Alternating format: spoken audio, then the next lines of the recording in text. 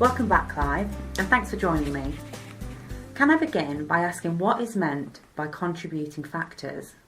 Yes, we'll be discussing disaster characteristics and disaster response characteristics, individual characteristics and factors that could affect the responder, because we don't listen to and or observe an event without being affected in some way, do we? No, we don't.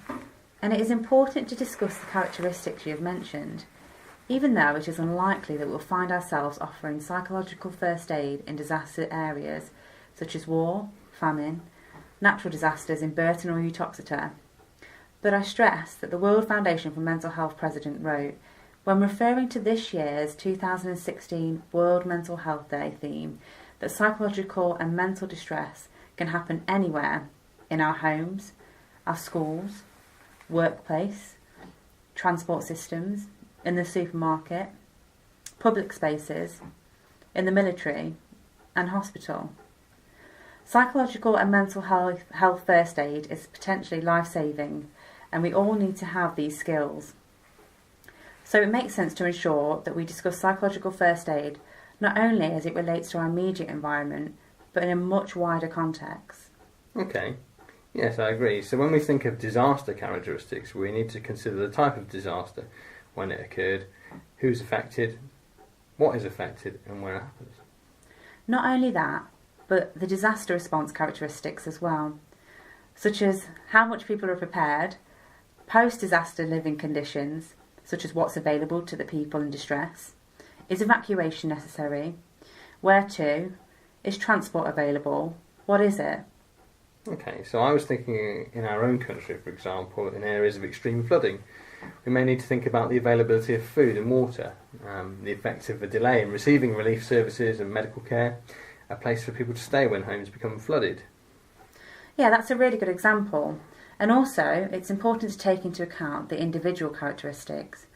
Things like age, gender, culture, family composition, different values and beliefs, levels of exposure, injury to self, pets, loved one, the loss of possessions, pre-disaster stress, connectedness with others. There's loads of things to consider. I think one of the things that concern me in all of this is self-care, because in a professional capacity, as you know, we have access to supervision, consultation and places where we can offload. But the person offering psychological first aid doesn't necessarily have that in the same way. So what things might affect them, do you think? Well, because we've broadened the idea of psychological first aid, it might be that a relief worker is abroad and therefore spending some time away from the safety of their own home. They might be away from family members, have a lack of privacy due to their living conditions, inability to speak the same language, be exposed to unfamiliar cultural beliefs and value systems, listening to and observing distressing stories, working in unfamiliar settings, returning home and trying to fit back in. You know, for the person offering psychological first aid in disaster-torn areas, there's a great deal of components to take in. Yeah, I suppose there is. And the unfamiliarity of that feels scary. But I guess I'm thinking about psychological first aid in a familiar context now, because there will be similarities. The person offering psychological first aid will still be exposed to difficult stories or observe a certain disaster. And surely one has to take care of the self, otherwise we wouldn't be helpful to another person, would we? No, that's right. So we need to have a place to offload our own emotional hurts.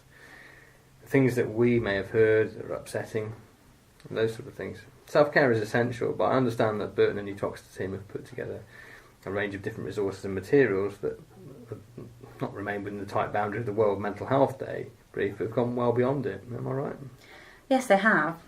And I understand that more useful material is to be added. So it's an ongoing resource pool for anyone who wants to either become a psychological first aider or wants to learn more about mental health and well-being. Okay, so now we're moving on to exploring the principles of psychological first aid. And I'd like to start with psychological first aid actions. Okay, I'll list them and then we can break them down a bit further if you like. Sounds like a good plan. Okay, so initially you'll connect with a distressed person. You'll help people make a connection, ensure safety, be kind, calm, compassionate. You'll meet a person's basic needs or take action to do so. You'll actively listen, give realistic reassurance, encourage good coping skills, give accurate information, and make a referral to other services where necessary. Know how to end a conversation and take care of yourself. So can we break it down a little bit more? So when you say connect, you mean introduce yourself to the person and be fully present in the moment, listening to what they're saying? Yes, that's right. And I just want to remind our listeners that there are some recordings that are dedicated to active listening, core conditions and effective communication. And I would recommend them because they help in explaining further what it means to actively listen. Thanks for that, Clive. It's an important point. Now, I guess helping people be safe is about being aware of the surroundings, entering only when it's safe to do so, helping the distressed person reach safety, calling for emergency services if that's what is required, and following emergency instructions. Is that right? That's right. No different to following the fire instructions on practice day at the office, for example. But disasters don't follow instructions, so it's about being aware of what's happening in the moment and doing what needs to be done in a safe and timely manner. It's important to be kind, calm and compassionate when dealing with a distressed person, isn't it? Yes, it is, and it's also important to treat someone with dignity, respect and pay attention to cultural appropriateness. Things such as eye contact, gestures, personal space and so on, but of course we may not know at a moment's notice of needing to offer psychological first aid, so if you can check out what's appropriate with a distressed person, then do that. But if not, you'll have to just kind of muddle your way through and you won't always get it right. But that's about respect, isn't it? And treating someone well, because usually, even if we don't get it right, we're just trying and that goes a long way. But I'm also thinking about meeting basic needs, and that's really important. Sort of things like offering a drink, something to eat, a safe place to sit, and considering support networks around a certain person. You know, that sort of basic stuff's important. Wouldn't you agree? Yes, I would. But I'd also like to add things like the importance of encouraging a distressed person to take a rest, maybe have a nap or some sleep, take a walk, take a break. In fact, anything that's related to addressing their basic needs. Okay. It's important to listen, isn't it? Well, not just listen, but actively listen. Be attentive, listen carefully and be available. Also, it's possible to reduce anxiety and worry by letting the person know that what they're expressing, i.e. their feelings and their thoughts, is understandable. You might like to think about it as a normal response to an abnormal event. Yeah, that's a good way to understand it. But unrealistic reassurance isn't much help either, is it? No, absolutely not. It's no good sitting there telling someone everything will be alright when you know that it won't be. It's important to be realistic, even when that could be really painful, but weigh up the situation. And becoming an effective psychological first aider is about good timing, and it does take practice. Okay. But what about helping people connect? What does that entail?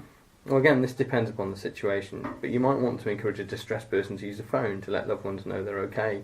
Maybe a phone isn't appropriate, but you might need to find other ways to help someone connect. Maybe email, maybe text, maybe WhatsApp or Facebook or Twitter, something like that.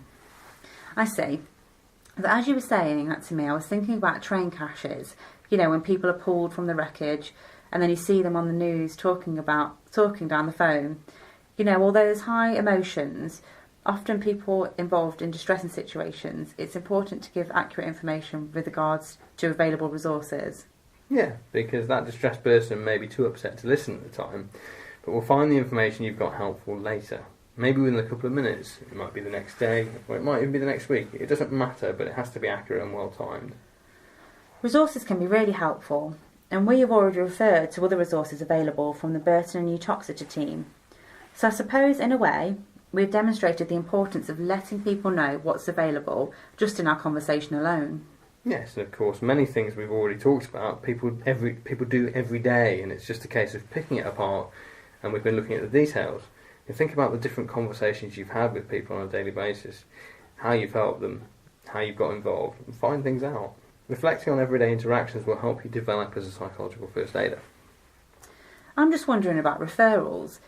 Say I offer psychological first aid to someone, but then I can't offer the appropriate service because it's too much, or the person is threatening self-harm or suicide. Can I refer to someone who can help in a different way? It's really important that along with learning about psychological first aid, active listening, communication skills, the whole the whole kit and caboodle that's associated with psychological first aid, that you make yourself aware of the different organisations available in your area, the referral process, and how to refer people. It's no good jumping in and then being stuck. Make a list, get the phone numbers, do what you need to do to be prepared and an effective psychological first aider. Yes, okay, I'll do that. It makes a lot of sense, but it also makes sense for me, just in case I need to ask for help in the future. It's part of the self-care regime, I think, and our listeners might want to make a list for themselves so they have it to hand. Kendall Tomlinson, in her recording, talks about building a psychological first aid kit, and I think a list of resources is well placed in that kit. That's a good idea. And I was thinking it's important to know how to end a conversation as well. So you've done psychological first aid, and it's about knowing when it's done, ensuring that everything's been covered, that there's no outstanding work, and the person is able to move on, maybe with appropriate telephone numbers and resources. But again, that takes practice, and it's about good and effective communication skills.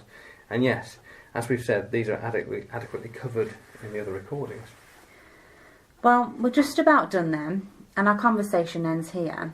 But before we go, I just wanted to tell you that we haven't covered psychological first aid as it applies to children. However, we will be covering that on a later recording, just because there's differences which require further discussion. Remember, it's important to take care of yourself. Model the behaviours you teach to others. You know how it goes. Walk the walk, not just talk the talk. And we hope the recordings here go some way to helping you become not only a psychological first aider to others, but one that is able to administer to the self as well. I just want to finish by saying many thanks to Clive for joining me and taking part in this discussion. And I just wondered if there's anything else you want to add at the end. Oh, thanks, Jim.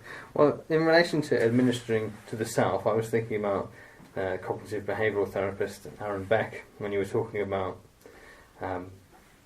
looking after yourself. He said one of the most powerful components of the learning model of psychotherapy is that the patient begins to incorporate many of the therapeutic techniques of the therapist. So you might say, therefore, that one becomes one's own therapist.